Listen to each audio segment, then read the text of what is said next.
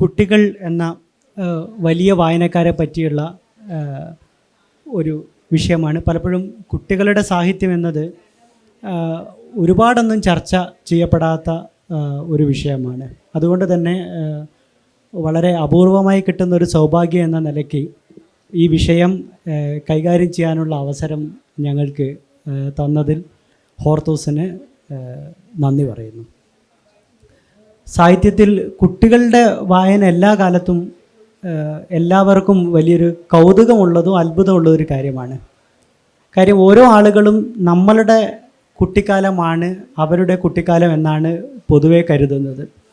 അപ്പോൾ എഴുത്തുകാരാണെങ്കിലും ഇപ്പോൾ കുട്ടികൾക്ക് വേണ്ടി എഴുതുന്ന ആൾക്കാരുടെ മനസ്സിലുള്ള കുട്ടിക്കാലം അവരുടെ കുട്ടിക്കാലമാണ്. അപ്പോൾ അവരുടെ മനസ്സിലുള്ള കുട്ടി പലപ്പോഴും ഒന്നുകിൽ അവരുടെ കുട്ടിയാവാം, അതിനേക്കാൾ ഉപരി എപ്പോഴും എഴുത്തുകാരനിൽ ജ്വലിച്ച് നിൽക്കുന്നത് അയാൾ എന്ന കുട്ടി തന്നെ ആയിരിക്കും എന്നാണ് തോന്നുന്നത്. ഈ വായനയുടെ അത്ഭുതത്തിനെ പറ്റി തുടങ്ങുന്നതിന് മുന്നായിട്ട് ആദ്യമായിട്ട് ഓരോ ആളുകളും ഇപ്പോൾ എങ്ങനെയാണ് ഈ കുട്ടികൾക്ക് വേണ്ടി വലിയ മുതിർന്നവർക്ക് വേണ്ടി എഴുതുന്ന ശ്രീമതി പ്രിയ എസ് എങ്ങനെയാണ് സ്വന്തമായിട്ടുള്ള വായന എങ്ങനെയായിരുന്നു, കുട്ടിക്കാലത്തുള്ള സ്വന്തം വായനയെ പറ്റി ഒന്ന് പറയാൻ പറ്റും? എന്തൊക്കെയായിരുന്നു തിരഞ്ഞെടുപ്പുകൾ, എങ്ങനെയൊക്കെയായിരുന്നു പുസ്തകങ്ങളിലേക്ക് വന്നത് തുടങ്ങിയ കാര്യം?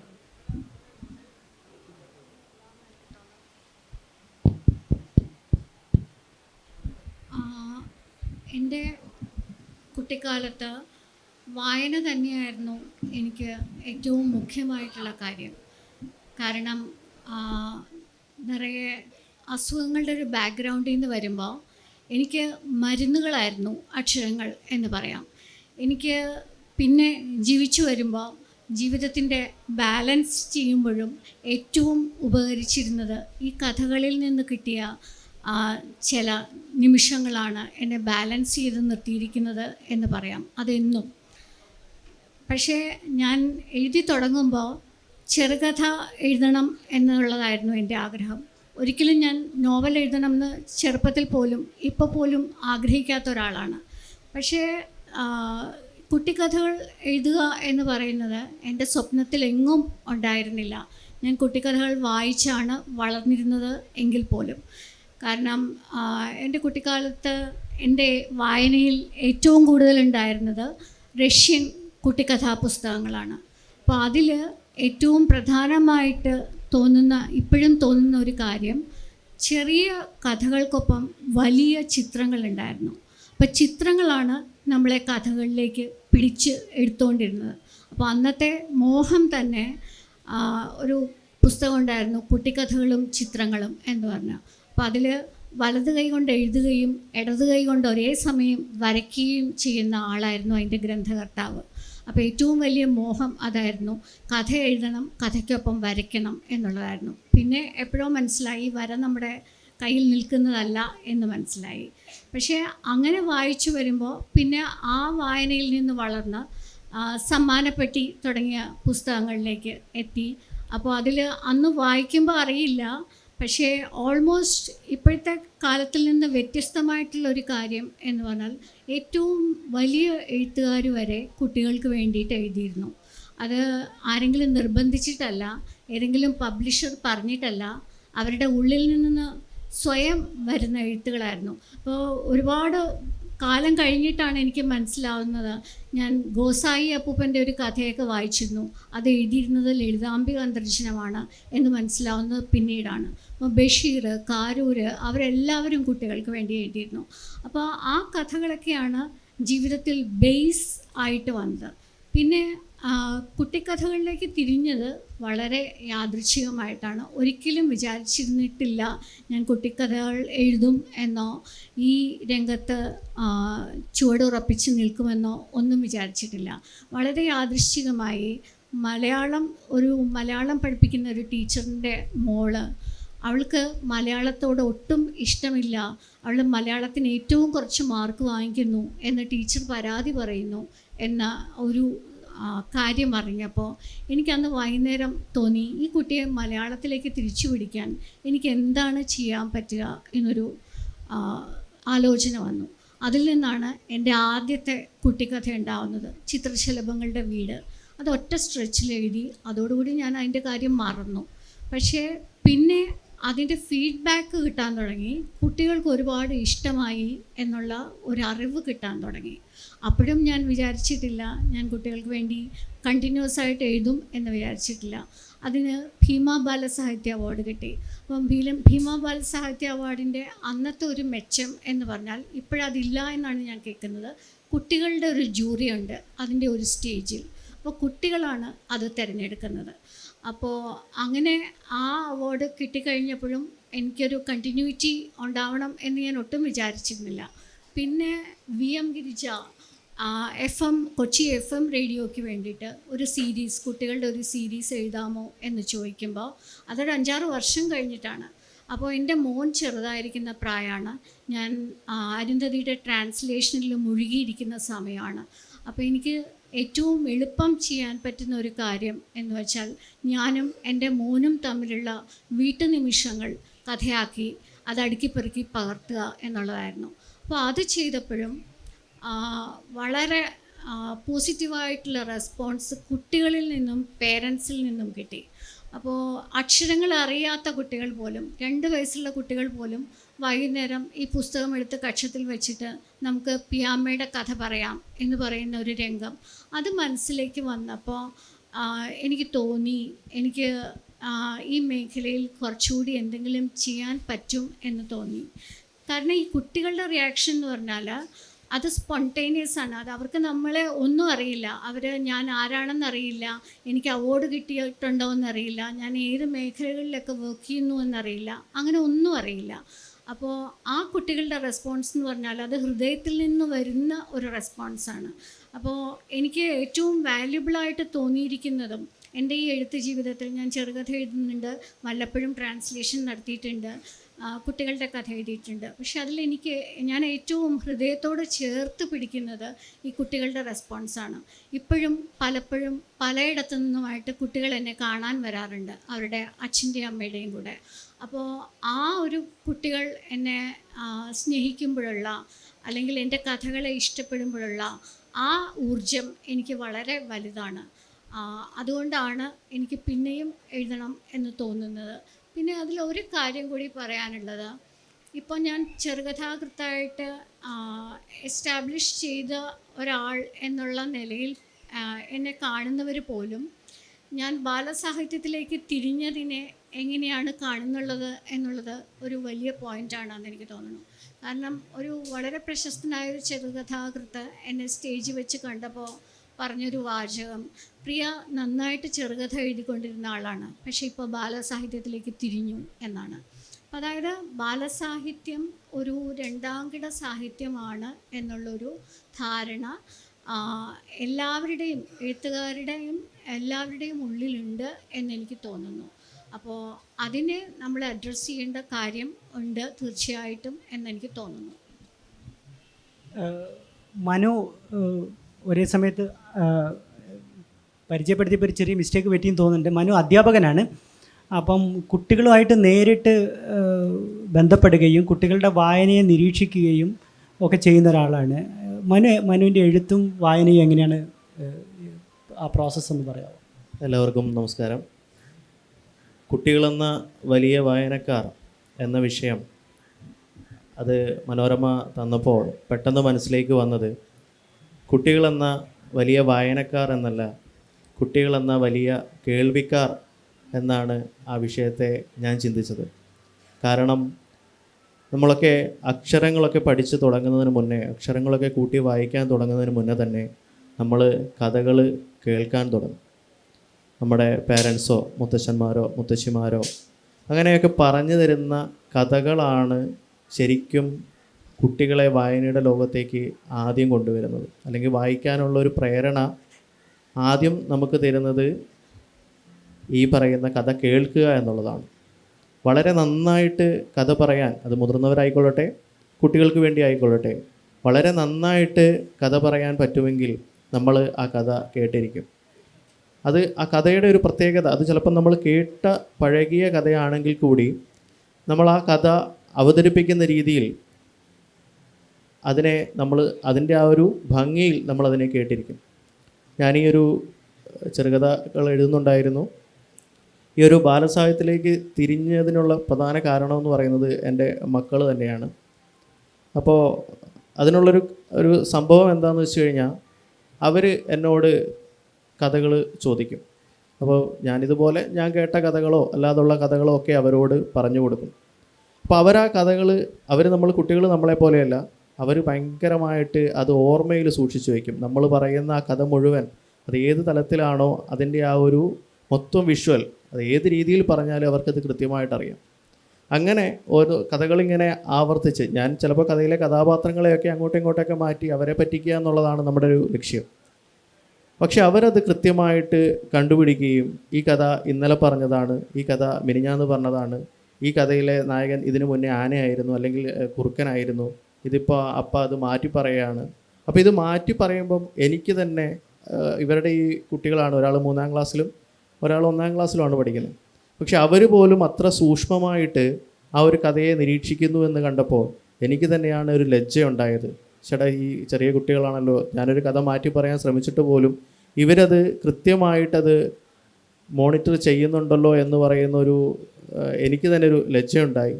അങ്ങനെയാണ് അവർക്ക് വേണ്ടി ഒരു കഥ മെനയുക എന്ന് പറയുന്നൊരു തലത്തിലേക്ക് ഞാൻ എത്തിയത്. അതിൽ ഒരു നീളമുള്ളൊരു കഥ, അവർക്ക് കുട്ടികൾക്ക് എന്താണ് അവർക്ക് ഏറ്റവും കൂടുതൽ ഇഷ്ടം, ആ ഇഷ്ടത്തിൽ നിന്നുകൊണ്ട് ഒരു കഥകൾ അവതരിപ്പിക്കാൻ വേണ്ടി എഴുതാനാണ് ഞാൻ ശ്രമിച്ചത്. അങ്ങനെ എൻ്റെ ഒരു നിരീക്ഷണം ഒരു ആനയിൽ എത്തിച്ചേർന്നു. ആന കുട്ടികൾക്കൊക്കെ ഭയങ്കര കൗതുകമുള്ള ഒരു ജീവിയാണ് ആന എവിടെ കണ്ടാലും കുട്ടികൾ അടുത്ത് നിന്ന് പോയി നോക്കും, ആനയെ തൊടണമെന്നുള്ള ആഗ്രഹം. അപ്പോൾ ആനക്കഥകളൊക്കെ ഒരുപാട് മലയാള സാഹിത്യത്തിൽ വലിയ എഴുത്തുകാരും ചെറിയ എഴുത്തുകാരും ഒക്കെ ആനക്കഥകൾ ഒരുപാട് എഴുതിയിട്ടുണ്ട്. അപ്പം ഈ ആനയിൽ തന്നെ ഞാൻ ഫോക്കസ് ചെയ്തുകൊണ്ട്, ഒരാന കാട്ടിൽ നിന്ന് അതിൻ്റെ യാത്ര തുടങ്ങി നാട്ടിൽ അല്ലെങ്കിൽ കടൽ വരെ യാത്ര ചെയ്യുന്ന ആ ഒരു ആനയുടെ യാത്ര ഓരോ ദിവസവും ഞാൻ ഇവർക്കിങ്ങനെ പറഞ്ഞു കൊടുത്തു. അപ്പോൾ അതിൽ അവർക്കൊരു രസം തോന്നി. അവർ കൊള്ളാം, ഇനി അടുത്തത് എന്തായി. അപ്പോൾ അതിനകത്ത് കുറച്ച് കാര്യങ്ങളൊക്കെ ചേർത്ത് ആ കഥകളിങ്ങനെ പറഞ്ഞു വന്നപ്പോൾ എനിക്കും അതിൽ വല്ലാതൊരു ഇഷ്ടം തോന്നി. അത് കൊള്ളാമല്ലോ, ഈ കഥ നല്ലതായിട്ടുണ്ടല്ലോ. ശരിക്കും അങ്ങനെയാണ് ആ ഒരു കഥ എഴുതിയതും പിന്നീട് മലയാള മനോരമ കുട്ടിശങ്കരൻ്റെ യാത്രകൾ എന്ന പേരിൽ അത് പ്രസിദ്ധീകരിക്കുകയും ചെയ്തത്.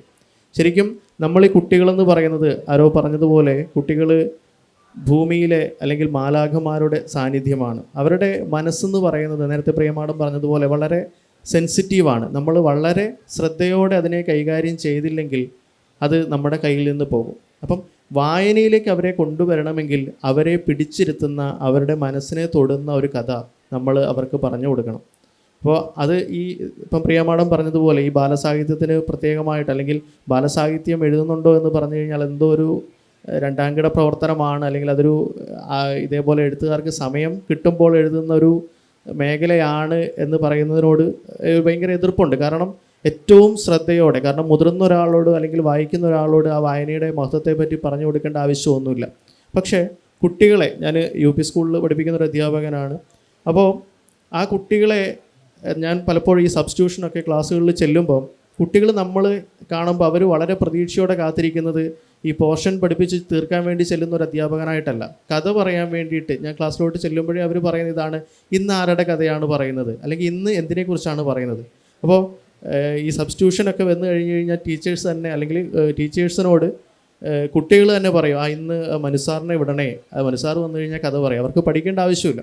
പക്ഷേ നമ്മൾ ഈ ഒരു വായന എന്ന് പറയും, അവരിൽ ഈ കഥയുടെ വിത്തിട്ട് മുളപ്പിച്ച് കഴിഞ്ഞാൽ കുറച്ച് വർഷങ്ങൾ കഴിയുമ്പോൾ ഓട്ടോമാറ്റിക്കായിട്ട് അവർ ആ കഥയിലേക്ക് വരും. അവർ ചെറിയ ചെറിയ കഥകൾ എഴുതാൻ തുടങ്ങും. അവർ പതിയെ വലിയ വായനക്കാരായിട്ട് മാറും. നമ്മൾ അവർക്ക് വേണ്ട ഒരു വളമിട്ട് കൊടുക്കുക, അല്ലെങ്കിൽ ഒരു ചെടിയെ നമ്മൾ വളർത്തിയെടുക്കുന്നത് പോലെയാണ് കുട്ടികൾക്ക് കഥ പറഞ്ഞു കൊടുക്കുക. ആ വിത്ത് നട്ട് അതിന് വേണ്ട വെള്ളവും വളവും ഒക്കെ കൊടുക്കുക എന്നുള്ളൊരു കർമ്മം നമ്മൾ മാതാപിതാക്കൾ ചെയ്യേണ്ടതായിട്ടുണ്ട്. ആ ചെയ്യുന്ന കാര്യം അതാണ് അവരുടെ ഭാവിയിലേക്ക് അവരെ നല്ലൊരു മികച്ച വായനക്കാരനാക്കാൻ വേണ്ടി സഹായിക്കുക എന്നാണ് ഞാൻ കഴിയുന്നത്. ഞാനിവിടെ രാവിലെ 10 മണിയായപ്പോൾ വന്നായിരുന്നു. അപ്പോൾ ഞാനിവിടെ നമ്മുടെ പുസ്തകശാലയിൽ ഇങ്ങനെ അതിലേക്കൂടെ നടക്കുന്ന സമയത്ത് എല്ലാവരും വളരെ കാര്യമായിട്ട് അവിടെയുള്ള ഫിക്ഷൻ, നോൺ ഫിക്ഷൻ നോവലുകളെല്ലാം വളരെ കാര്യമായിട്ട് നോക്കുന്നുണ്ട്. അതെല്ലാം നോക്കിക്കഴിഞ്ഞ് അവർ പുസ്തകങ്ങളൊക്കെ, ആവശ്യമുള്ള പുസ്തകങ്ങളൊക്കെ എടുത്ത് കുട്ടികളുടെ സെക്ഷനിലേക്ക് ചെല്ലുന്ന സമയത്ത് എല്ലാ പുസ്തകങ്ങളും അവരെ കാത്തിരിക്കുകയാണ്, ഞങ്ങളെ എടുത്തുകൊണ്ട് പോകൂ എന്നുള്ളൊരു ആവശ്യത്തോടെ, അല്ലെങ്കിൽ ആ ഒരു എന്താ പറയുക, ഒരു ആവശ്യകത ആ പുസ്തകങ്ങൾ ഉയർത്തുന്നുണ്ട്. പക്ഷേ ഞാൻ നോക്കി ഇങ്ങനെ അവിടെ തന്നെ നിന്നു. പിന്നെ ഞാൻ അധികം എസ്റ്റാബ്ലിഷ്ഡ് ആയിട്ടുള്ള ഒരു എഴുത്തുകാരനൊന്നുമല്ല ഞാൻ. എന്നാൽ പോലും അവിടെ നോക്കിയിരുന്നപ്പോൾ എനിക്ക് തോന്നിയൊരു കാര്യം എന്ന് പറയുന്നത്, ഓരോരുത്തർ വരുന്നു, പുസ്തകങ്ങൾ എടുത്തു നോക്കുന്നു, അതിൻ്റെ പുറംചട്ട നല്ല രസമുള്ള കവറാണ്, അതൊക്കെ മറിച്ച് നോക്കുന്നു. അതുപോലെ അവിടെ വയ്ക്കുന്ന കുറച്ച് പേര് പുസ്തകങ്ങൾ എടുക്കുന്നുണ്ട്. എന്നാൽ പോലും ഇവിടെ ഈ സയൻസ് ഫിക്ഷൻ അല്ലെങ്കിൽ ഫിക്ഷൻ മറ്റ് പുസ്തകങ്ങളുടെയൊക്കെ ഇടയിലുള്ള ഒരു തിരക്ക് മറ്റേ കുട്ടികളുടെ പുസ്തകങ്ങൾക്കിടയിൽ ഇല്ല. അപ്പോൾ അത് മാത്രമല്ല, ചിലർ മാതാപിതാക്കൾ കുട്ടികൾക്ക് വാങ്ങിച്ചു കൊടുക്കുന്ന പുസ്തകങ്ങൾ ഈ കളറ് ചെയ്യാനുള്ള പുസ്തകങ്ങൾ, പസിൽസ്, അങ്ങനെയുള്ള കുറേ ബുക്കുകൾ മാത്രമാണ്. അല്ലെങ്കിൽ കഥകളോ അല്ലെങ്കിൽ അതുമായി ബന്ധപ്പെട്ട പുസ്തകങ്ങളോ ഒന്നും കൂടുതൽ ആൾക്കാരിലേക്ക് എത്തുന്നുണ്ടോ എന്നുള്ളതൊരു വലിയ സംശയകരമായ കാര്യമാണ്. അപ്പം അത് നമ്മൾ മാതാപിതാക്കൾ ശ്രദ്ധിക്കേണ്ട ഒരു കാര്യമാണ്. നമ്മൾ വായിക്കുന്നുണ്ട്. ഇപ്പം ഒരു 6-7 വയസ്സുള്ള കുട്ടികളുള്ള ഒരു മാതാവ് അല്ലെങ്കിൽ പിതാവ് അവർക്കിഷ്ടപ്പെട്ട പുസ്തകം തിരഞ്ഞെടുക്കുമ്പോൾ അതിൻ്റെ കൂടെ തന്നെ എൻ്റെ കുട്ടിക്കും വേണ്ടി ഒരു പുസ്തകം തിരഞ്ഞെടുക്കാൻ ഒരു മനസ്സ് കാണിച്ചെങ്കിൽ മാത്രമേ അവിടെ അവർക്കൊരു വാതിൽ നമുക്ക് തുറന്നു കൊടുക്കാൻ പറ്റത്തുള്ളൂ. എന്നെ സംബന്ധിച്ചിടത്തോളം ഇപ്പോൾ ഈ രണ്ടുപേരും കുട്ടികളുടെ സാഹിത്യത്തിലേക്ക് തിരിഞ്ഞു എന്ന് പറയുകയാണെങ്കിൽ, ഞാൻ കുട്ടികളുടെ സാഹിത്യത്തിലൂടെ വളർന്ന ഒരാളാണ്. ഞാൻ വായിച്ച് വളർന്ന പുസ്തകങ്ങൾ പ്രധാനമായിട്ടൊന്ന് യുറീക്കയാണ് എൻ്റെ ജീവിതത്തിൽ വലിയ മാറ്റം ഉണ്ടാക്കിയിട്ടുള്ള ഒരു പ്രസിദ്ധീകരണം. അതേ സമയത്ത് തന്നെ നമ്മൾ അന്ന് ബാലരമ, ബാലമംഗളം, പൂമ്പാറ്റയൊക്കെ നമുക്ക് കിട്ടിക്കൊണ്ടിരുന്നു. പക്ഷേ നമ്മൾ വളരെ ഗൗരവത്തിൽ എന്നുള്ള നിലയ്ക്ക് വായിച്ചുകൊണ്ടിരുന്നത് യുറീക്ക തന്നെയാണ്. അതുകൊണ്ടുണ്ടായ ഒരു കാര്യം തന്നാൽ നമുക്ക് എല്ലാത്തിനോട് ഒരു സയൻസ്, ശാസ്ത്രത്തിനോടുള്ളൊരു താല്പര്യമൊക്കെ വന്നോടെ എൻ്റെ വായനയിൽ പ്രധാനമായിട്ട് കുട്ടികളുടെ വായന എന്ന് പറയുന്ന സമയത്ത് ശാസ്ത്ര പുസ്തകങ്ങളോടുള്ള ഒരു കൂടിയ ഒരു ഇഷ്ടം അതിനുണ്ടായിരുന്നു. ഭൗതിക കൗതുകം എന്നൊക്കെ പറഞ്ഞ് നമ്മുടെ കാലത്ത് അതിപ്പോഴും മാർക്കറ്റിൽ അവൈലബിൾ ആണ്. അപ്പോൾ ആ ഭൗതിക കൗതുകത്തിലൊക്കെ വായിക്കുന്ന സമയത്ത് ഒരു ത്രില്ലർ വായിക്കുന്നത് പോലെ നമുക്കത് വായിക്കാനുള്ള താല്പര്യം ഉണ്ടാക്കുന്ന ഒരു ശാസ്ത്ര പുസ്തകമായിരുന്നു അത്. ഇപ്പോൾ തീർത്തും ഫിസിക്സിൻ്റെ തിയറികളാണ് അതിൽ പറയുന്നത്. അത് പ്രായോഗിക ജീവിതത്തിൽ എങ്ങനെ വരുന്നു എന്നൊക്കെയാണ്. ഇപ്പോൾ അതിന് ഒരിക്കലും നിലയ്ക്കാത്ത ഒരു ചക്രം നമ്മളിപ്പോഴും അത് ആളുകൾ പലപ്പോഴും ഈ റീൽസൊക്കെ ആയിട്ട് ആളുകളെ പറ്റിച്ചുകൊണ്ടിരിക്കുന്നത് കാണാം. ഒരു ചക്രം ഇങ്ങനെ തിരിഞ്ഞുകൊണ്ടിരിക്കുന്നു. അങ്ങനെ ഏതെങ്കിലും തരത്തിൽ ഒരിക്കലും നിലയ്ക്കാത്തൊരു ചക്രം പോസിബിളാണോ? അത് ഇമ്പോസിബിൾ ആണെന്ന് ഈ പുസ്തകം നമ്മളെ ബോധ്യപ്പെടുത്താണ്. അങ്ങനെ ഒരുപാട് ജീവിതാനുഭവങ്ങളും പ്രായോഗിക അനുഭവങ്ങളും യുക്തിചിന്തയൊക്കെ വളർത്തിയിരുന്ന ഒരു കൂട്ടം പുസ്തകങ്ങൾ വായിച്ചിട്ടാണ് ഒരു കുട്ടി എന്ന നിലയ്ക്ക് ഞാൻ വളർന്നത്. അതുകൊണ്ട് തന്നെ കുട്ടികൾക്ക് വേണ്ടി എഴുതുക എന്നുള്ളത് കുട്ടിക്കാലത്തെ എനിക്ക് ഇഷ്ടമുള്ള കാര്യമായിരുന്നു. ചെറുപ്പത്തിലെ ഞാൻ കുട്ടികൾക്ക് വേണ്ടിയിട്ട് ഈ പ്രസിദ്ധീകരണങ്ങളിലൊക്കെ കുട്ടികൾക്ക് വേണ്ടിയിട്ട് നല്ലല്ല എഴുതുമായിരുന്നു. കുട്ടികൾക്ക് വേണ്ടിയിട്ടുള്ളത് എൻ്റെ ആദ്യത്തേത് ഒരു ഗണിതമായിട്ട് ബന്ധപ്പെട്ട പുസ്തകമാണ്. പിന്നെ ഉണ്ണുണ്ണിയും കണക്കിലെ ഭൂതങ്ങളും എന്നായിരുന്നു അതിൻ്റെ പേര്. അത് ഒരു സംഖ്യാഭൂതങ്ങൾ കുട്ടിയെ പേടിപ്പിക്കുന്നതും പിന്നെ അതിൽ സംഖ്യകളുടെ സ്ഥാനവില, പിന്നെ നമ്മൾ മാത്തമാറ്റിക്സിലെ ടോപ്പോളജി, അങ്ങനെ മാത്സിലെ ഒരുപാട് വിഷയങ്ങൾ കൈകാര്യം ചെയ്തിട്ടുള്ള ഒരു പുസ്തകമായിരുന്നു. പക്ഷേ ആ പുസ്തകത്തിന് ഉണ്ടായിരുന്നൊരു പ്രത്യേകത എന്താ വെച്ച് കഴിഞ്ഞാൽ ഏകദേശം നന്നായിട്ട് വിറ്റുപോയൊരു പുസ്തകമാണ്. ഏകദേശം 10,000-ന് മേലെ കോപ്പികൾ ആ പുസ്തകം വിറ്റുപോയിട്ടുണ്ട്. പക്ഷേ പിന്നെ ഈ സയൻസ് ആയതുകൊണ്ടായിരിക്കും തോന്നുന്നുണ്ട് കുട്ടികളങ്ങനെ നേരിട്ട് വന്ന് എന്നോട് എനിക്ക് കിട്ടിയ ഫീഡ്ബാക്കുകളുണ്ട്. എന്നാലും അത് കുട്ടികൾ അതിലെ കണ്ടൻറ്റുകളിനോടാണെന്ന് കുട്ടികൾ കൂടുതൽ അതിൽ ആഭിമുഖ്യം കാണിച്ചതെന്ന് തോന്നുന്നുണ്ട്. പിന്നീട് മാത്സ് തന്നെ ഞാൻ 2 പുസ്തകം വേറെ എഴുതിയിട്ടുണ്ട്. ഇപ്പോൾ പിന്നീട് വന്നത് പിന്നെ ഡ്രാഗൺ വില്ല എന്ന് പറഞ്ഞു കഴിഞ്ഞാൽ മനോരമ ബുക്സ് പബ്ലിഷ് ചെയ്തിട്ടുള്ള ഒരു കുറ്റാന്വേഷണ നോവലായിരുന്നു. കുട്ടികൾക്ക് വേണ്ടിയുള്ളൊരു കുറ്റാന്വേഷണ നോവൽ. അവിടെ 2 പ്രതിസന്ധി. ഇപ്പോൾ നേരത്തെ ഇവർ പറഞ്ഞു, രണ്ടുപേരും ഒരാശങ്ക ഉന്നയിച്ചു. കുട്ടികളുടെ സാഹിത്യം ഒരു രണ്ടാംകിട സാഹിത്യമാണോ എന്നുള്ളൊരാശങ്ക ഇവിടെ പറയുകയുണ്ടായി. ഈ രണ്ടാംകിട എന്ന് പറയുന്ന പ്രയോഗം അത്ര ശരിയായൊരു പ്രയോഗമല്ല. എന്നാലും പ്രാഥമിക പരിഗണന കിട്ടാത്ത ഒരവസ്ഥ കുട്ടികളുടെ സാഹിത്യത്തിനുണ്ടോ എന്നുള്ള ഒരു സംശയം പറഞ്ഞു. അതിൻ്റെ കൂടെ കുറ്റാന്വേഷണത്തിന് അല്ലെങ്കിൽ തന്നെ അങ്ങനെ ഒരു ചീത്തപ്പേരുണ്ട്. കുറ്റാന്വേഷണ നോവൽ നിലവിലെ പ്രാഥമിക പരിഗണന കിട്ടാത്ത നോവലാണെന്നൊരു ചീത്തപ്പേരുണ്ട്. അപ്പോൾ കുട്ടികൾക്ക് വേണ്ടിയുള്ള കുറ്റാന്വേഷണ നോവൽ എന്ന് പറഞ്ഞാൽ നമ്മൾ ഇതിനെ ഇരട്ടിപ്പിക്കുന്നൊരു പരിപാടിയാണ്. പക്ഷേ ഇത് കേരളത്തിൽ നമ്മുടെ മലയാളത്തിൽ ഇങ്ങനെയാണെങ്കിലും സത്യജിത് റായിയുടെ ഫെലൂദ എന്ന് പറയുന്നിട്ടുള്ള ഒരു സീരീസ് ഉണ്ട്. ഫെലൂദയുടെ ബന്ധപ്പെട്ട ഒരുപാട് ഫെലൂദ സീരീസ് ഉണ്ട്. ഫെലൂദ എന്നൊരു ഡിറ്റക്റ്റീവിനെ വെച്ചിട്ട് ഒരു കുട്ടിയാണ് അതിൻ്റെ കൂടെ പിന്നെ ഈ ഫെലൂദയുടെ കൂടെ ഉള്ളത് ഒരു കുട്ടിയാണ് നമ്മുടെ വാട്സനെ പോലെ. അതൊരു ഷെർലക് ഹോംസിൻ്റെ ഒരു പതിപ്പായിട്ട് ഇറക്കിയിട്ടുള്ള ഒരുപാട് നോവലുകളുണ്ട്. ഇപ്പോൾ അത് മലയാളത്തിൽ പ്രസിദ്ധീകരിച്ചുകൊണ്ടിരിക്കുന്നുണ്ട്. മലയാളത്തിൽ മുമ്പേ വന്നിട്ടുണ്ട്, ഇപ്പോൾ അതിൻ്റെ പുതിയ പതിപ്പുകളൊക്കെ വരുന്നുണ്ട്. അപ്പം അതുപോലെ മലയാളത്തിലൊരു സാധ്യത ഉണ്ടോ എന്നറിയാൻ വേണ്ടിയിട്ടായിരുന്നു. അപ്പം സ്വാഭാവികമായിട്ട് കുട്ടികൾക്ക് വേണ്ടി ഫിക്ഷൻ എഴുതുമ്പം ക്രൈം ഫിക്ഷനാണ് എഴുതുന്നതെങ്കിലുള്ളൊരു പ്രശ്നം, ഒന്ന് ക്രൈം എന്തായിരിക്കണം എന്നുള്ളതുണ്ട്. ക്രൈമിൻ്റെ ഇൻറ്റൻസിറ്റി എന്തായിരിക്കണം, വയലൻസ് എത്ര വരെ ആവാം, പിന്നെ കുറ്റാന്വേഷണത്തിന് പലപ്പോഴും വരുന്നതൊന്ന് സെക്സാണ്. ഇതൊക്കെ എങ്ങനെ ഏത് അളവിൽ കുട്ടികൾക്ക് വേണ്ടി ഉപയോഗിക്കാം എന്നുള്ളതാണ് ഇതിലൊരു ചാലഞ്ച്. അത് ഒരു പരീക്ഷ എന്നുള്ള നിലയ്ക്ക് ആണ് അത് എഴുതിയിട്ടുണ്ടായിരുന്നത്. പക്ഷേ എനിക്കിപ്പോഴും അങ്ങനെ കുട്ടികൾക്ക് വേണ്ടി കൂടുതൽ എഴുതണം എന്നുണ്ട്. സുനിൽ ഗംഗോപാധ്യായയുടെ അതുമാതിരി 35 നോവൽ പിന്നെ സത്യജിത്ര എഴുതിയിട്ടുണ്ട്. 36 നോവൽ കാക്ക ബാബു എന്നുള്ള പേരിൽ സുനിൽ ഗംഗോപാധ്യായ കുട്ടികൾക്ക് വേണ്ടിയിട്ട് ക്രൈം ഫിക്ഷൻ എഴുതിയിട്ടുണ്ട്. അപ്പം നമ്മളവിടെ അങ്ങനെ ഒരു ഫോക്കസ്ഡായിട്ട് അത്തരത്തിലുള്ളൊരു എഴുത്ത് നടക്കുന്നില്ലെങ്കിലും ഇത് ഒരു വലിയ സാധ്യതയാണെന്നാണ് എനിക്ക് തോന്നുന്നത് കുട്ടികൾക്ക് വേണ്ടി. അതിൻ്റെ സാധ്യത എന്ന് പറയുന്നത് കുട്ടികളോട് നമ്മൾ അത് യുക്തിചിന്തയാണ് അതിൻ്റെ പ്രധാനമായിട്ടുള്ളത്.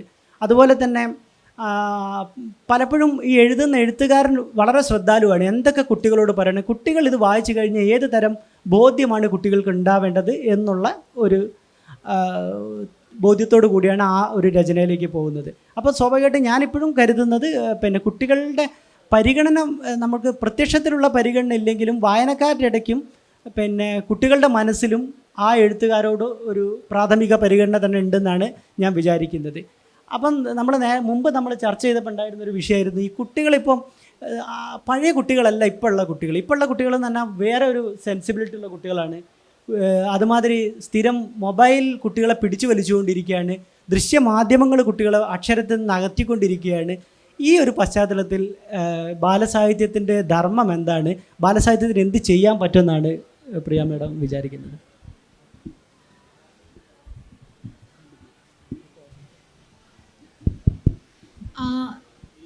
ഞാൻ ഇപ്പോഴും എനിക്ക് സ്റ്റേറ്റ് അവാർഡ് കിട്ടി, കേന്ദ്ര സാഹിത്യ അക്കാദമി അവാർഡ് കിട്ടി ബാലസാഹിത്യത്തിന്. പക്ഷേ ഇപ്പോഴും ഞാൻ ആലോചിച്ചുകൊണ്ടിരിക്കുന്നത്, ഞാൻ ഓരോ വരി എഴുതുമ്പോഴും ഞാൻ ആലോചിക്കുന്നത് ഇത് കുട്ടികളിലേക്ക് എങ്ങനെ എത്തും എന്നുള്ളതാണ്. കാരണം കുട്ടി എങ്ങനെ ഇത് ആക്സെപ്റ്റ് ചെയ്യും എന്നുള്ളത് ഇപ്പോഴും ഞാൻ പഠിച്ചുകൊണ്ടിരിക്കുന്ന അല്ലെങ്കിൽ പഠിക്കാൻ ശ്രമിക്കുന്ന ഒരു കാര്യമാണ്. കാര്യം നമ്മൾ പറയും നത്തോലി ഒരു ചെറിയ മീനല്ല എന്ന് പറയുന്നത് പോലെ കുട്ടികളും ഒരു ചെറിയ മീനല്ല, ബാലസാഹിത്യവും ഒരു ചെറിയ മീനല്ല എന്നുള്ളത് തന്നെയാണ്. കാരണം അത് നമ്മൾ നിരന്തരം പരിഷ്കരിച്ച് കൊണ്ടിരിക്കേണ്ട ഒരു മേഖലയാണ് എന്നെനിക്ക് തോന്നുന്നു. കാരണം ഇപ്പോൾ പ്രവീൺ പറഞ്ഞതുപോലെ കുട്ടികൾ എന്ന് പറയുന്ന ആ ഒരു കൺസെപ്റ്റ് ഇപ്പോൾ വളരെ ഒരു വലിയൊരു പ്രോസസ്സിലൂടെ കടന്നു പോവാണ്, ഒരു ചേഞ്ചിൻ്റെ പ്രോസസ്സാണ്. അപ്പോൾ അവർക്ക് കാണാനുള്ള കാര്യങ്ങൾ ഒരുപാടുണ്ട്. പക്ഷേ അപ്പോഴും നേരത്തെ മനു പറഞ്ഞതുപോലെ, മനു സ്കൂളിലെ ടീച്ചറാണ്. അപ്പോൾ എൻ്റെ അച്ഛനും അമ്മയും ടീച്ചേഴ്സായിരുന്നു. അപ്പോൾ അവരും പറഞ്ഞിരിക്കുന്ന ഒരു കാര്യം, ഇപ്പോൾ വീട്ടിൽ ചെന്നാൽ മൊബൈൽ കാണുന്ന കുട്ടിയായിരിക്കാം, റീൽസ് കാണുന്ന കുട്ടിയായിരിക്കാം, ടി വി കാണുന്ന കുട്ടിയായിരിക്കാം. പക്ഷേ ഇപ്പോഴും നമ്മൾ കഥകൾ പറഞ്ഞു കൊടുത്തു കഴിഞ്ഞാൽ കുട്ടികൾ അതിൽ മതിമയങ്ങുന്നുണ്ട് എന്നുള്ളതാണ്. അപ്പോൾ എൻ്റെ അമ്മയും അച്ഛനും അവരൊക്കെ ഇപ്പോൾ 19 വയസ്സായ ആളുകളാണ്. അവർ പഠിപ്പിച്ചുകൊണ്ടിരുന്നപ്പോഴും പറഞ്ഞുകൊണ്ടിരുന്നത് എക്സ്ട്രാ വർക്കിന് ഒരു പീരീഡ് കിട്ടിക്കഴിഞ്ഞാൽ എൻ്റെ അമ്മയൊക്കെ കഥ പറയും. അപ്പോൾ കഥ പറയുന്ന ടീച്ചറിനെ കുട്ടികൾ കാത്തിരിക്കും. അപ്പോൾ ആ കഥ പറച്ചിൽ എന്ന് പറയുന്ന ആ ഒരു കാര്യം അത് തന്നെയാണ് ഇപ്പോൾ ഏറ്റവും പുതിയ കുട്ടികളെ പഠിപ്പിക്കുന്ന ആളാണ് മനു. അപ്പോൾ മനു പറഞ്ഞതും മനു ചെല്ലാൻ കാത്തിരിക്കുന്നു കുട്ടികൾ എന്നുള്ളതാണ്. അപ്പോൾ കഥ കേൾക്കാൻ കുട്ടികൾക്ക് എപ്പോഴും ഇഷ്ടമാണ്. അപ്പം ഞാൻ എൻ്റെ മകന് 11 വയസ്സുവരെ കഥ പറഞ്ഞു കൊടുത്തിട്ടുണ്ട്. അത് എനിക്ക് ഈ സ്ഥിരം കഥകൾ ആ ഒരു പാറ്റേണിൽ കേട്ട കഥകൾ എനിക്ക് റീപ്രൊഡ്യൂസ് ചെയ്ത് പറയാൻ അറിയില്ല. അപ്പോൾ അവൻ എന്നോട് പറഞ്ഞുകൊണ്ടിരുന്നത് മുഴുവനും അമ്മ ഉണ്ടാക്കി കഥകൾ പറയൂ എന്നാണ്. അപ്പം ഞാൻ ഭൂമിയിലെങ്ങുമില്ലാത്ത ഉണ്ടാക്കി കഥകൾ പറഞ്ഞുകൊണ്ടാണ് ഇരുന്നത്. അപ്പോൾ അവൻ്റെ ചെറുപ്പത്തിൽ എനിക്കിപ്പോൾ കൃത്യമായിട്ട് ഓർമ്മയില്ല, മനോരമയുടെ ഒരു CD ആയിരുന്നു. അതിനകത്ത് നമ്മൾ എല്ലാവരും കേട്ടിരിക്കുന്ന ഒരു കഥയാണ്. ഒരു കായ മൂത്ത് പൊട്ടി വീഴുമ്പോൾ അതിൻ്റെ ഒച്ച കേട്ട് അതിനെ ഓരോരുത്തരും ഓരോ തരത്തിൽ ഇൻ്റർപ്രറ്റ് ചെയ്ത് അത് അവസാനം ഭൂമി കുലുക്കമാണ് എന്ന് പറഞ്ഞ് കാട്ടിലെ മൃഗങ്ങളെല്ലാവരും കൂടി ഓടുന്ന ഒരു രംഗമാണ്. അപ്പോൾ അത് മനോരമയുടെ ഈ CD ഒരിടത്തൊരിടത്തെന്നോ മറ്റേയാണ് അതിൻ്റെ പേരെന്ന് എനിക്ക് തോന്നണേ. അപ്പോൾ അത് ഇങ്ങനെ വയ്ക്കുമായിരുന്നു. അത് വയ്ക്കുമ്പോൾ അത് 2 ശബ്ദത്തിൽ നരേഷനുണ്ട് ആ വിഷ്വൽസിൻ്റെ കൂടെ. ഒന്ന് ഒരു സ്ത്രീ ശബ്ദവും ഒന്ന് നെടുമുടി വേണു ശബ്ദം കൊടുക്കുന്നതുമാണ്. അപ്പോൾ ഈ നെടുമുടി വേണു ശബ്ദം കൊടുക്കുന്ന കാസറ്റ് കേട്ട് കഴിഞ്ഞാൽ ഇത്രയും വലിയ ഈ കഥ എത്രയോ പണ്ട് മുതൽ കേട്ട് ഹൃദിസ്ഥമായ നമ്മൾ പോലും അതിനകത്തേക്ക് ചെവി കൊടുക്കും. അപ്പോൾ ഒരു കുട്ടിയുടെ കാര്യം പറയാനേ ഇല്ല, അവൻ തീർച്ചയായിട്ടും അത് കേൾക്കാനിരിക്കും എന്നുള്ളതാണ്. അപ്പോൾ ഈ കഥ പറച്ചിൽ എന്ന് പറയുന്ന, കാരണം ഈ ഓഡിയോ ബുക്സിന് വളരെ ഇമ്പോർട്ടൻ്റ് ആയിട്ടുള്ളൊരു സാധ്യതയുണ്ടെന്ന് എനിക്ക് തോന്നുന്നു. കാരണം ഞാനിപ്പോൾ ഒരു 200-300 കഥകളെങ്കിലും ഡിജിറ്റൽ മീഡിയയിൽ ചെയ്തു. അപ്പോൾ ഇനി അത് ഡിജിറ്റൽ വായനയുടെ ഒരു കാലമാണ് എന്നാണ് എനിക്ക് തോന്നുന്നത്. അപ്പോൾ അതിൻ്റെ ഒപ്പം ഓഡിയോ ട്രാക്കും കൊടുത്തിരുന്നു എൻ്റെ ശബ്ദത്തിൽ തന്നെ. അപ്പോൾ ഈ കഥകൾ വായിക്കാൻ താല്പര്യമില്ലാത്ത കുട്ടികൾ, ഒരുപക്ഷെ അക്ഷരങ്ങളോട് അത്രയധികം യൂസ്ഡ് അല്ലാത്ത കുട്ടികൾ പോലും കഥകൾ കേൾക്കാൻ ഇരിക്കും എന്നുള്ളത് തന്നെയാണ് എൻ്റെ അനുഭവം. അതിൽ വേറൊരു കാര്യം പറഞ്ഞാൽ, എൻ്റെ മോന് അവനൊരു 2 വയസ്സൊക്കെ ഉള്ളപ്പോൾ ഏകാദശി നോറ്റ കാക്കയുടെ കഥ പറഞ്ഞു കൊടുക്കുമായിരുന്നു. അപ്പോൾ ദിവസവും ഈ കുട്ടി എന്നെ കൊണ്ട് പറയിപ്പിക്കുന്നത് ഏകാദശി നോറ്റ കാക്കയുടെ കഥയാണ്. അപ്പോൾ അത് ഓരോ ദിവസവും ഞാൻ അതിൽ ഓരോന്ന് ആഡ് ഓൺ ചെയ്യും. അവസാനം എനിക്ക് തോന്നി ഇതൊരു നോവലായി പോകുമോ എന്ന് വരെ തോന്നുന്ന വിധത്തിൽ കുട്ടി എന്നെ കൊണ്ട് കഥ പറയിപ്പിച്ചുകൊണ്ടേയിരിക്കുകയാണ്. അപ്പോൾ അതായത് നമ്മൾ അറിയാതെ ആ കഥയിൽ എന്തൊക്കെയോ ചെറിയ മാറ്റങ്ങൾ നമ്മുടെ ഭാഗത്തുനിന്ന് വരുത്തുന്നുണ്ടാവാം. അത് ആ കുട്ടിയുടെ ക്യൂരിയോസിറ്റിയെ ഉണർത്തുന്നുണ്ടാവാം. അപ്പോൾ അങ്ങനെ ഒരു സാധ്യത കഥ കേട്ട്. അപ്പോൾ ഇന്നാളും ഞാൻ കോട്ടയത്തൊരു പ്രോഗ്രാമിന് പോയപ്പോൾ ഒരു ഗ്രാൻഡ് മദറാണ്, അവരെന്നോട് വന്ന് സംസാരിച്ചിട്ട് പറഞ്ഞു, എൻ്റെ മോളുടെ കുട്ടിക്ക് പിയാമയുടെ കഥകൾ ഭയങ്കര ഇഷ്ടമാണ് എന്ന് പറഞ്ഞു. അപ്പോൾ ഞാൻ കുട്ടികളുടെ ഇഷ്ടം എന്ന് പറയുമ്പോൾ അതിൻ്റെ ബാക്കി കേൾക്കാൻ ഞാൻ ക്യൂരിയസ് ആയിട്ട് നിൽക്കുകയാണ്. അപ്പോൾ അവർ പറഞ്ഞു അവരുടെ കുട്ടി സ്റ്റേറ്റ്സിലാണ്. അപ്പോൾ സ്റ്റേറ്റ്സിൽ ഇവർ വെക്കേഷനിൽ പോകുമ്പോൾ എൻ്റെ പുസ്തകം അമ്മയും കുഞ്ഞുണ്ണിയും എന്ന് പറയുന്ന പുസ്തകം കൊണ്ടുപോയി അവർ ഈ കുട്ടിക്ക്, ചെറിയ കുട്ടിക്ക് കഥ വായിച്ചു കൊടുക്കാൻ തുടങ്ങി. അപ്പോൾ കഥ വായിച്ചു കൊടുത്തപ്പോഴത്തേക്കും കഥയിലേക്കുള്ള ഇൻട്രസ്റ്റ് കുട്ടിക്ക് ഡെവലപ്പ് ചെയ്യുകയാണ്. അപ്പോൾ കുട്ടി പതുക്കെ ഈ കഥ കേട്ട് മലയാളം വായിച്ചു തുടങ്ങി എന്നല്ല അവർ പറഞ്ഞത്. കാരണം സ്റ്റേറ്റ്സിൽ നമുക്കറിയാം മലയാളം വായിക്കുകയോ പഠിക്കുകയോ ഒന്നും ചെയ്യുന്നില്ല. കുട്ടി ഇംഗ്ലീഷ് കഥകൾ വായിക്കാൻ തുടങ്ങി. എന്നാൽ അവരെന്നോട് വന്ന് നന്ദി പറഞ്ഞിട്ട് പോയി. കാരണം പ്രിയയുടെ കഥകൾ കേട്ട് എൻ്റെ ചെറുമകൻ വായനയുടെ ലോകത്തേക്ക് തിരിഞ്ഞു എന്നുള്ള ഒരു ആസ്പെക്റ്റ്. അപ്പോൾ അത് കേട്ടപ്പോൾ വളരെ സന്തോഷം തോന്നി. കാരണം നമ്മൾ മലയാളത്തിലേക്ക് മാത്രമല്ല ഈ കഥ പറച്ചിലൂടെ കുട്ടികളെ പിടിച്ചെടുക്കുന്നത്, എല്ലാ ദേശങ്ങളിലും എല്ലാ നാടുകളിലും ഉള്ള കുട്ടികളെ നമുക്ക് ഈ കഥ പറച്ചിലുകളിലൂടെ തിരിച്ചു കൊണ്ടുവരാൻ പറ്റും എന്നെനിക്ക് തോന്നുന്നു. പിന്നെ നമ്മൾ ശ്രദ്ധിക്കേണ്ട ഒരു കാര്യം, എനിക്ക് എപ്പോഴും എൻ്റെ മനസ്സിൽ നിൽക്കുന്ന ഒരു കാര്യം, ഞാൻ ഒരിക്കലൊരു സ്കൂൾ മാഗസിൻ്റെ പ്രകാശനത്തിന് പോയി. അപ്പോൾ ആ സ്കൂൾ മാഗസിൻ്റെ കണ്ടൻറ്റ് കളക്ട് ചെയ്തതിനെക്കുറിച്ച് അവിടുത്തെ മലയാളം സാർ എന്നോട് പറഞ്ഞു. അപ്പോൾ ആ സാറ് പറഞ്ഞത്, കുട്ടികളിൽ നിന്ന് ഈ മാഗസിനിലുള്ള ഓരോ ഐറ്റംസ് കളക്ട് ചെയ്യുമ്പോൾ ആ കുട്ടികളുടെ പേരൻസ് വിളിച്ചിട്ട് സാറിനോട് പറയാണ്, സർ നിങ്ങൾ കുട്ടികൾ പഠിക്കാനുള്ള സമയമാണ്, ആ പഠിക്കാനുള്ള സമയത്ത് നിങ്ങൾ ഈ കുട്ടികളെ കൊണ്ട് കഥയും കവിതയും ഒന്നും എഴുതിപ്പിക്കല്ലേ എന്നാണ് പറഞ്ഞത്. കാരണം നമ്മൾ ഇപ്പോഴും പഠനം എന്നുള്ളതിന് തന്നെയാണ് നമ്മൾ കൂടുതൽ ഇമ്പോർട്ടൻസ് കൊടുക്കുന്നത്. ബാക്കി കുട്ടികളുടെ മനസ്സ് എങ്ങനെ വികസിക്കുന്നു, അവർ കഥകളിൽ എങ്ങനെ അഭിരമിക്കുന്നു എന്നുള്ളതൊക്കെ വളരെ സെക്കൻഡറി ആയിട്ടുള്ള കാര്യങ്ങളാണ്. എന്നിട്ട് ആ സാറ് പറഞ്ഞ ഒരു കാര്യം, ഈ ഒരു പെർട്ടിക്കുലർ പേരൻറ്റ് പറഞ്ഞു വന്ന കുട്ടി കഥയിലൊക്കെ ഇൻട്രസ്റ്റ് കാണിച്ചോട്ടെ, അന്ന് അരുന്ധതി റോയ്ക്ക് ബുക്കർ പ്രൈസ് കിട്ടിയ സമയമാണ്. എന്നിട്ട് അവർ പറഞ്ഞത് ഇങ്ങനെയാണ്, കുട്ടി ഒരു സ്റ്റേജിലെത്തിക്കഴിയുമ്പോൾ പഠിച്ചൊക്കെ കഴിഞ്ഞ് ജോലിയൊക്കെ കിട്ടിക്കഴിഞ്ഞ് എപ്പോഴെങ്കിലും അരുന്ധതി റോയിയെ പോലെ കഥ എഴുതാൻ തോന്നുകയാണെങ്കിൽ ചെയ്തോട്ടെ എന്നാണ് പറഞ്ഞത്. അപ്പോൾ ഈ കഥ എഴുത്തുക എന്ന് പറയുന്നത് ഒരു പെട്ടെന്ന് മുളച്ചു വരുന്ന ഒരു കാര്യമല്ല. അതിനൊരു ബാക്ക്ഗ്രൗണ്ട് വേണം. അപ്പോൾ എല്ലാ കഥ വായിക്കുന്ന കുട്ടികളും കഥ എഴുതണം എന്നോ ഈ കഥ വായന കണ്ടിന്യൂ ചെയ്യണം എന്നോ ഞാൻ പറയില്ല. കഥയിൽ നിന്ന് കിട്ടുന്ന മനസ്സിലേക്ക് വരുന്ന കുറച്ചൊരു റിച്ച്നെസ് ഉണ്ട്, അതാണ് ഏറ്റവും ഇമ്പോർട്ടൻറ്റ്. കുട്ടികളെ ഈ വായിക്കുന്ന കുട്ടികളെല്ലാവരും എഴുത്തുകാർ ആവാൻ പോയാൽ എങ്ങനെ ഇരിക്കും? അവർ ആ വായന കണ്ടിന്യൂ ചെയ്തില്ലെങ്കിൽ പോലും അവരുടെ മനസ്സിൽ ഈ കഥ കൊടുക്കുന്ന ഒരു സമൃദ്ധിയുണ്ട്. ആ സമൃദ്ധിയോടൊപ്പമാണ് പിന്നെ അവർ വളരുന്നത്. അപ്പോൾ അതുകൊണ്ട് നമ്മൾ ഈ ഡിജിറ്റൽ മീഡിയയുടെ ഒരു യുഗമാണ് ഇനി വരാൻ പോകുന്നതെന്നും കുട്ടികളെ നമുക്ക് കഥകൾ പറയുന്നതിലൂടെ കഥകളിലേക്ക് പിടിച്ചെടുക്കാൻ പറ്റും എന്നും ആണ് എൻ്റെ വിശ്വാസം. മനു എന്താ പറയാനുള്ളത് ഇതിനെ പറ്റിയിട്ട്? ഇപ്പം പറഞ്ഞതുപോലെ കുട്ടികളെ വായനയിലേക്ക് കൊണ്ടുവരുന്നതിനെ പറ്റിയും അല്ലെങ്കിൽ അതിനു വേണ്ട കാര്യങ്ങളെ പറ്റിയും നമ്മളൊക്കെ കഥകൾ കേട്ട് വളർന്നവരാണ് എന്നുള്ള കാര്യത്തെ പറ്റിയൊക്കെ പറഞ്ഞു. പക്ഷേ പലപ്പോഴും ഞാൻ സ്കൂളിൽ കണ്ടിട്ടുള്ളൊരു കാര്യം, ഒരു സ്കൂൾ തുറക്കുന്ന സമയത്ത് ജൂൺ 19 PN പണിക്കർ അനുസ്മരണം, അന്ന് തൊട്ട് ഇങ്ങോട്ട് വായനാ വാരാചരണം, ഒരു വായനാ മാസം ജൂലൈ 5 വരെയൊക്കെ ബഷീർ അനുസ്മരണം വരെയൊക്കെയുള്ള പരിപാടികൾ കുട്ടികളോട് അധ്യാപകർ നിരന്തരം പറയും, നിങ്ങൾ പുസ്തകങ്ങൾ എടുക്കണം, വായിക്കണം. മലയാളത്തിലെ കുറേ പുസ്തകങ്ങളും അല്ലെങ്കിൽ വായിക്കേണ്ട പുസ്തകങ്ങളെ പറ്റിയൊക്കെ ഈ ഒരു 10 മാസക്കാലം സ്കൂൾ കാലയളവിൽ ഏകദേശം 1 മാസത്തോളമാണ് ഇതിൻ്റെ ഒരു കൃത്യമായിട്ടുള്ള ഒരു നടപടികൾ സ്കൂളുകളിൽ നടക്കുക.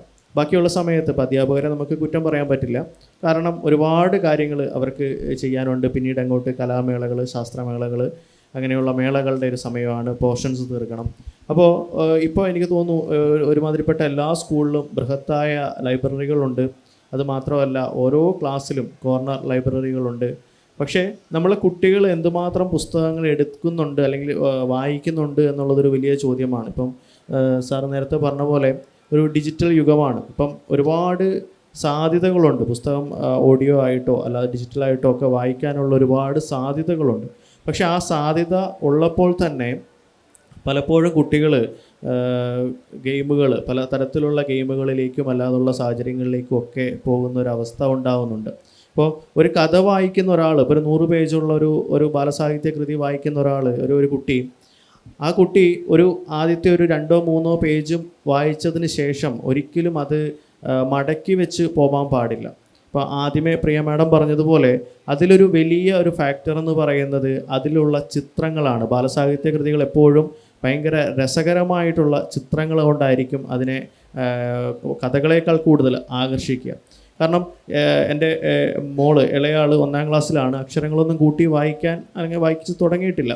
അപ്പോൾ വീട്ടിൽ ഇതേപോലെ ബാലപ്രസിദ്ധീകരണങ്ങൾ, കുട്ടികളുടെ ദീപിക ആയാലും ഇങ്ങനെയുള്ള ബാലരമ പോലുള്ള പ്രസിദ്ധീകരണങ്ങളൊക്കെ കാണുമ്പോൾ അവൾ അത് ആദ്യം തൊട്ട് അവസാനം വരെ ഒന്ന് മറിച്ചു നോക്കും. അപ്പോൾ അതിൽ ഏറ്റവും നന്നായിട്ട് വരച്ചിരിക്കുന്ന ചിത്രം ഉള്ള കഥയായിരിക്കും ഈ കഥ പറഞ്ഞതാ എന്നായിരിക്കും ആദ്യം പറയുക. കാരണം അവരോട് ആദ്യം കമ്മ്യൂണിക്കേറ്റ് ചെയ്യുന്നത് അക്ഷരങ്ങളോ ആ കഥകൾ ചിലപ്പോൾ ഉള്ള എന്താ പറയുക നമ്മൾ കേട്ടിട്ടുള്ള കഥകളായിരിക്കാം, എന്നാൽ കൂടെ അതിൽ വരച്ചിരിക്കുന്ന ചിത്രങ്ങളാണ് ആ കുട്ടികളോട് ആദ്യം സംസാരിക്കുന്നത്.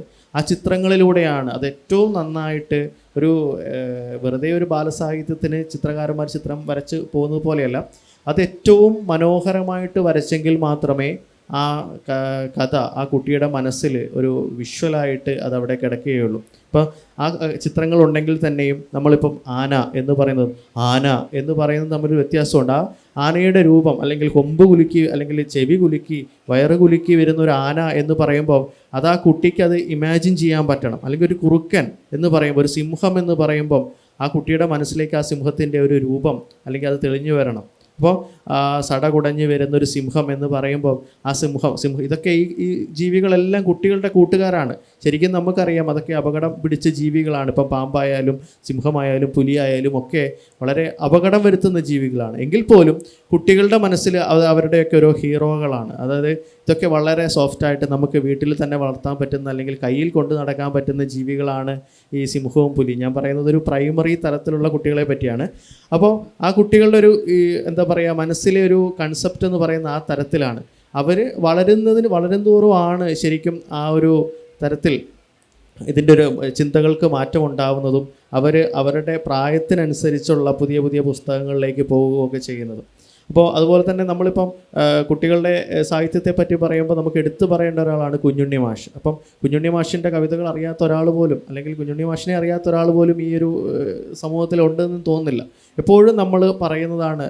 അപ്പോൾ കുഞ്ഞുണ്ണി മാഷായാലും മലയാള സാഹിത്യത്തിൽ തന്നെ എഴുതിയിട്ടുള്ള, അല്ലെങ്കിൽ സേതു ആയാലും ചേക്കുട്ടി പോലുള്ള കഥകൾ, ഒരു കുടയും കുഞ്ഞുപെങ്ങളായാലും പി നരേന്ദ്രനാഥായാലും, ഇപ്പോൾ ഈ ഇടയ്ക്ക് ഏറ്റവും അവസാനമായിട്ട് ഞാൻ വായിച്ച ഒരു ബാലസാഹിത്യകാരൻ എന്ന് പറയുന്നത് സുഭാഷ് ഒട്ടുപുറം. അദ്ദേഹം ചെറുകഥകളും എഴുതുന്നുണ്ട്, അതോടൊപ്പം തന്നെ ബാലസാഹിത്യ കൃതികളും എഴുതുന്നുണ്ട്. ഇപ്പം ചിലരൊക്കെ വായിച്ചിട്ടുണ്ടാവും, ബാലഭൂമിയിലൊക്കെ അദ്ദേഹത്തിൻ്റെ കഥ പ്രസിദ്ധീകരിച്ച് വരുന്നുണ്ട്. കടപ്പുറത്തെ കാവോതി, അല്ലെങ്കിൽ കാവോതിയുടെ മുട്ട. അപ്പോൾ ഞാൻ ഈ ലാസ്റ്റായിട്ട് വായിച്ചത് ഏകാന്ത നാവിക എന്ന് പറഞ്ഞ ഒരു പുസ്തകമാണ്. ശരിക്കും നമ്മൾ, അല്ലെങ്കിൽ ഈ ഒരു മുതിർന്ന ഒരാൾ ആ ഒരു ബാലസാഹിത്യം വായിക്കുമ്പോൾ നമ്മളെപ്പോലും പിടിച്ചിരുത്താൻ പറ്റുന്ന ഒരു എലമെൻറ്റ് അതിലുണ്ട് എന്നുള്ളത് ഒരു ശ്രദ്ധേയമായിട്ട് എടുത്തു പറയേണ്ട ഒരു കാര്യമാണ്. അപ്പം കുട്ടികളെ സംബന്ധിച്ച് ഇപ്പം നമ്മൾ ഈ നേരത്തെ പറഞ്ഞ പോലെ അത് കൈകാര്യം ചെയ്യുമ്പോൾ വളരെ സെൻസിറ്റീവായിട്ടുള്ളൊരു കാര്യമാണ്. വളരെ ശ്രദ്ധാപൂർവ്വം അത് കൈകാര്യം ചെയ്യണം. അപ്പം ബാലസാഹിത്യ ഒരു കൃതി എഴുതപ്പെട്ടാൽ അത് അവരുടെ മനസ്സിൽ ആ ഒരു കഥ അവർ വളർന്നു കഴിഞ്ഞാലും പ്രിയ മാഡം പറഞ്ഞതുപോലെ അതിൻ്റെ ഒരു സമൃദ്ധി അവരുടെ മനസ്സിലുണ്ടാവണം എന്നുള്ളൊരു അഭിപ്രായം കൂടെ എനിക്കുണ്ട്. ഇനി ഓഡിയൻസ് ക്വസ്റ്റ്യനാണ്. കാരണം കുട്ടികളുടെ റെസ്പോൺസ് അറിയാൻ കൂടിയാണ് നമ്മൾ വന്നിരിക്കുന്നത്. അപ്പോൾ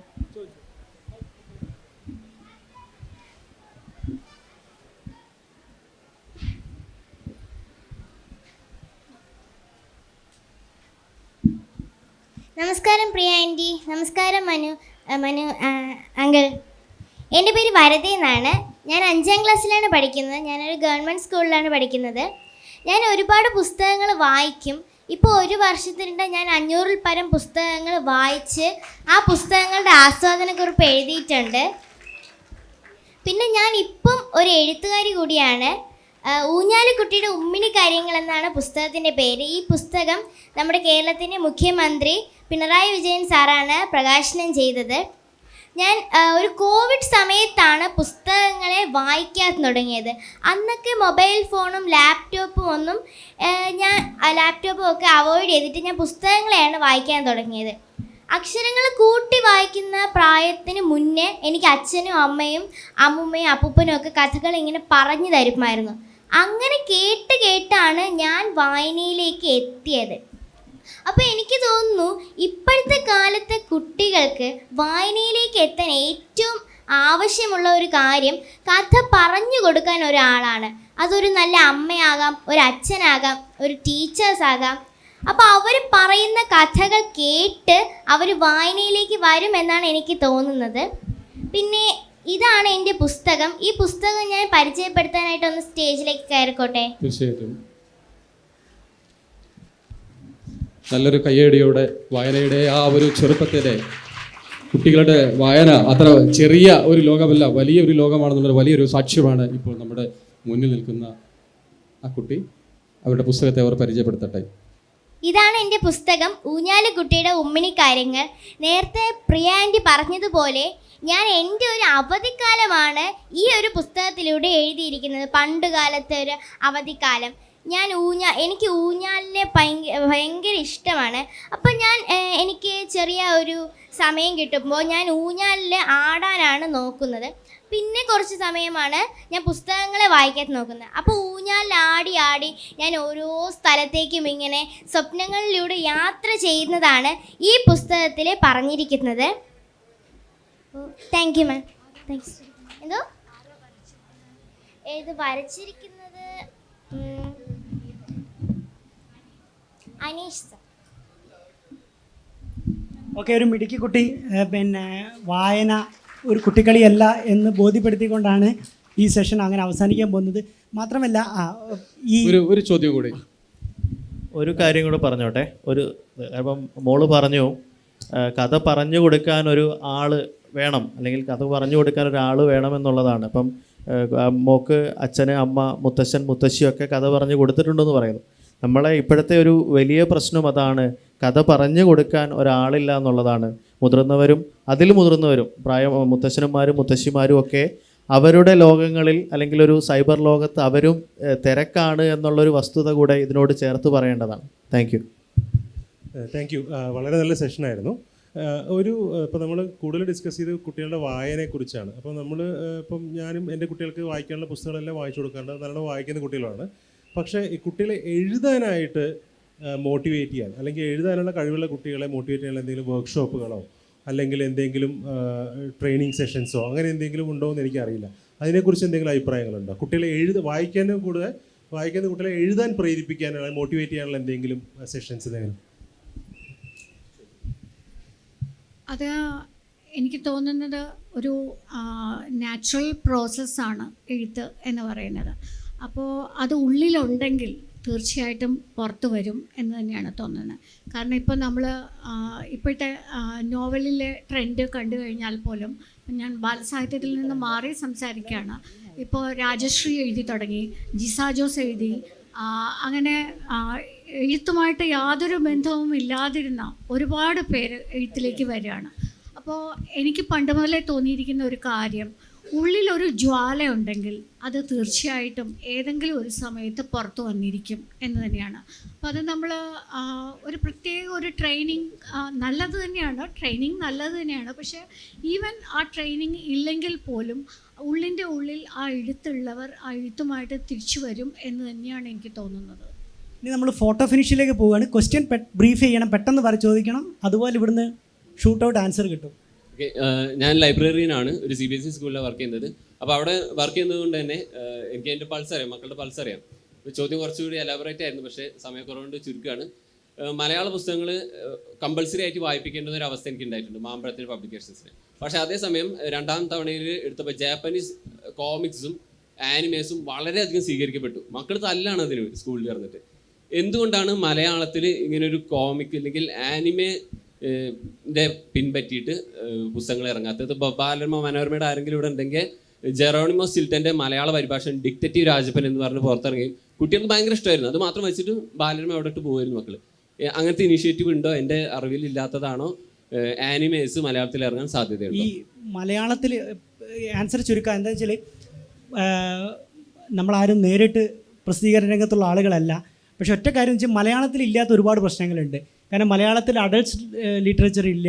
എന്നിട്ട് പുറത്ത് ഇംഗ്ലീഷിലാണെങ്കിൽ കുട്ടികൾക്ക് വേണ്ടി ഇല്ലസ്ട്രേഷൻസ് ഉള്ളതും ഉണ്ട്, ചെറിയ കുട്ടികൾക്കുണ്ട്, യങ് അഡൾട്ട്സ് ഉണ്ട്, അങ്ങനെ പല ഏജ് ഗ്രൂപ്പിന് വേണ്ടി ക്ലാസിഫൈ ചെയ്തിട്ടുണ്ട്. മലയാള എഴുത്തുകാർ ഇതൊരു അത്ര കൊള്ളാവുന്നൊരു ഇടപാടല്ല എന്ന് കണ്ടുകൊണ്ട് ആരും അതിനു വേണ്ടി ഇപ്പോൾ ഹാരി പോട്ടർ എഴുതുന്ന ഒരു എഴുത്തുകാരിയെ പോലെ ഒരു മലയാള എഴുത്തുകാരെ നമുക്ക് കാണിക്കാനില്ല. ട്രാൻസ്ലേഷൻ ഉണ്ട്. അത് സമയപരിമിതി കൊണ്ട് ഡിസ്കസ് ചെയ്യാതിരുന്ന ഒരു കാര്യമാണ്. കാരണം കുട്ടികൾ എന്ന് പറഞ്ഞാൽ എല്ലാ കുട്ടികളെയും ഒരേ കാറ്റഗറി ആയിട്ട് കാണാൻ പറ്റില്ല. കാരണം 5 വയസ്സുള്ള കുട്ടിക്ക് വേണ്ടുന്ന പുസ്തകമല്ല 12 വയസ്സിലുള്ള കുട്ടിക്ക് വേണ്ടുന്നത്. ആ ഒരു ചിന്തയോ ആ ഒരു വിഭാഗമോ മലയാളത്തിലില്ല. ഈ നേരത്തെ പ്രവീൺ പറഞ്ഞതുപോലെ കുറ്റാന്വേഷണ സാഹിത്യം, ഫെലൂദ ടൈപ്പിലുള്ള ഒരു എഴുത്തും ഹാരി പോട്ടർ ടൈപ്പിലുള്ള ഒരു എഴുത്തും വരുന്നില്ല. കാരണം എൻ്റെ മകനൊക്കെ വളരെ ചൂണ്ടിക്കാണിക്കുന്ന ഒരു പ്രശ്നമാണ്, അമ്മ 12 വയസ്സ് കഴിഞ്ഞ കുട്ടികൾക്ക് വായിക്കാനുള്ള പുസ്തകങ്ങളില്ല, അതുകൊണ്ടാണ് അവർ ഇംഗ്ലീഷിലേക്ക് തിരിയുന്നത് എന്ന് പറയുന്നുണ്ട്. അത് നമ്മൾ അഡ്രസ്സ് ചെയ്യേണ്ട ഒരു കാര്യമാണ്. അത് നമ്മൾ സമയപരിമിതി കൊണ്ട് നമ്മൾ ചുരുക്കിയതാണ്. എൻ്റെ പേര് രാധാകൃഷ്ണൻ ഉണ്ണികുളന്നാണ്. ഈ കുട്ടി ഇപ്പം പറഞ്ഞ് ഞാൻ പിന്നെ എൻ്റെ അനുഭവമാണ്. എൻ്റെ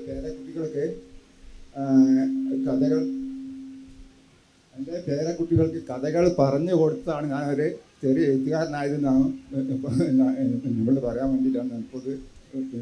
ഇനി എൻ്റെ ബാലഭൂമിയിൽ തത്തമ്മേൽ അതുപോലെ തന്നെ കുട്ടികളുടെ ജീവിതം ഇതെല്ലാം എൻ്റെ കഥകൾ പ്രസിദ്ധീകരിച്ച് തന്നിട്ടുണ്ട്.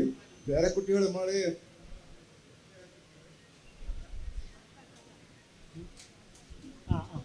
നമ്മൾ ഒന്ന് ചുരുക്കിക്കോട്ടെ സമയം. മാഷിൻ്റെ പേരെന്താ പറഞ്ഞത്? രാധാകൃഷ്ണൻ. അപ്പം ഞങ്ങൾ അടുത്ത ക്വസ്റ്റിനിൽ പോയിക്കോട്ടെ, അല്ലെങ്കിൽ ഫിനിഷ് ചെയ്യണം. എന്താണ് രാധാകൃഷ്ണ ഉണ്ണിക്കുളം? രാധാകൃഷ്ണ ഉണ്ണിക്കുളം എന്ന് പറഞ്ഞ ആളാണോ? ഈ ഓക്കെ, ഞാൻ വായിക്കാം. കുട്ടികളുടെ ദീപികയിൽ ഇപ്പോഴും കഥ വന്നിട്ടുണ്ടായിരുന്നു.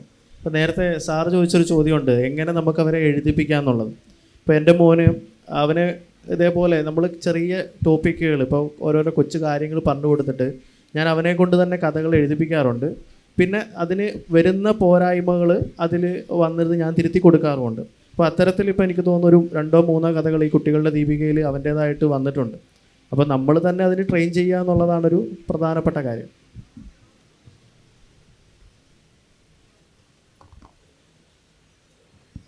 ഞങ്ങളെ സമയം കൊന്നുകൊണ്ടിരിക്കുകയാണ്. ഇവിടെ ഒരു വാണിംഗ് ഒക്കെ തന്നിരിക്കുകയാണ് ഞങ്ങളോട്. അതുകൊണ്ട് ചോദ്യം ഒന്ന് ഫാസ്റ്റ് ആക്കണം. കാര്യം അടുത്ത സെഷൻ്റെ ആൾക്കാർ വെയിറ്റ് ചെയ്യുന്നു എന്നുള്ളത് കൊണ്ടാണ്.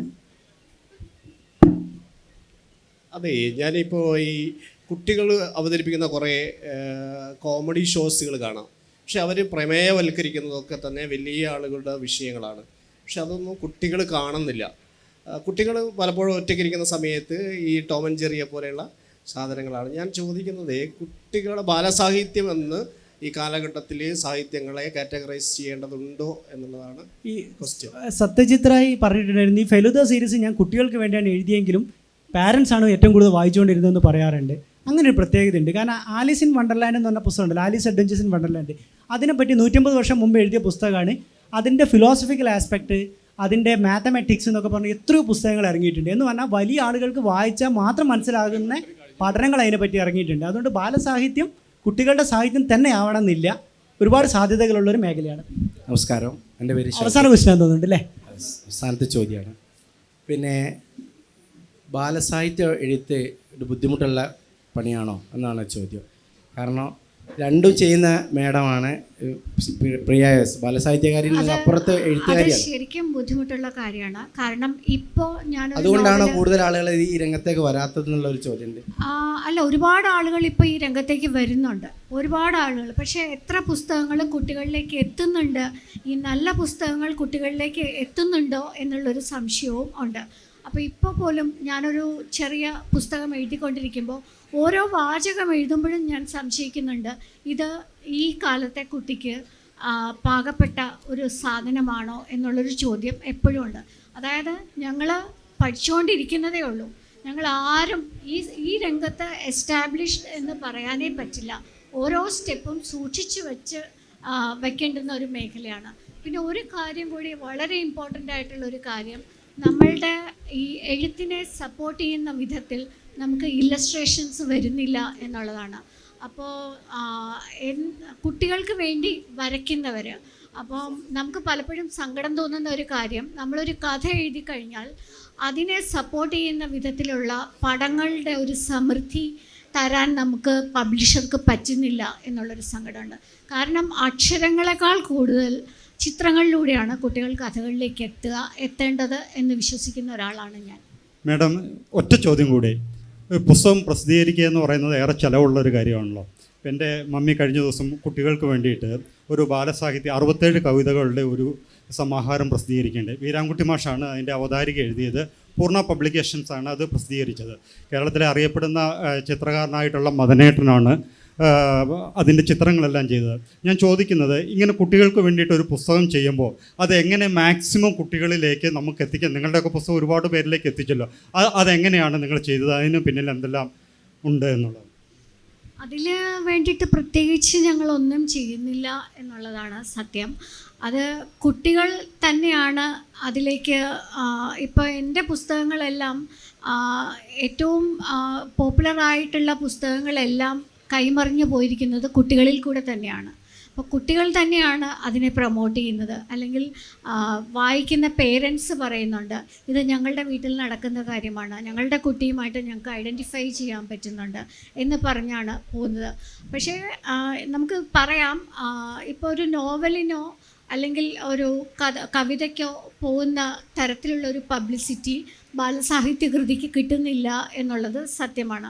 ഇപ്പോൾ ഈ സന്തോഷ് കുമാറിൻ്റെയൊക്കെ ഒരു നല്ല പുസ്തകം ബാലസാഹിത്യ ഇൻസ്റ്റിറ്റ്യൂട്ടിൽ ഉണ്ട്, കാക്കരദേശത്തെ ഉറുമ്പുകൾ എന്ന് പറയുന്ന പുസ്തകം. അത് എത്ര പേരിലേക്ക് എത്തിയിട്ടുണ്ട് എന്നുള്ളത് എനിക്കിപ്പോഴും സംശയമാണ്. അത് പബ്ലിഷേഴ്സ് കുറച്ചുകൂടി ഈ ബാലസാഹിത്യം കുട്ടികളിലേക്ക് എത്തിക്കുന്നതിൽ പല തരം കാര്യങ്ങൾ ഓരോ സ്റ്റെപ്പ് ബൈ സ്റ്റെപ്പായിട്ട് അവർക്ക് ആവിഷ്കരിക്കാം എന്നെനിക്ക് തോന്നുന്നുണ്ട്. അവരത് ചെയ്യുന്നില്ല. അതിൽ കുറച്ചുകൂടി ശ്രദ്ധ വയ്ക്കണം എന്ന് നമുക്ക് പബ്ലിഷേഴ്സിനോട് അഭ്യർത്ഥിക്കുക മാത്രമേ ചെയ്യാൻ നിവൃത്തിയുള്ളൂ എന്നെനിക്ക് തോന്നുന്നു.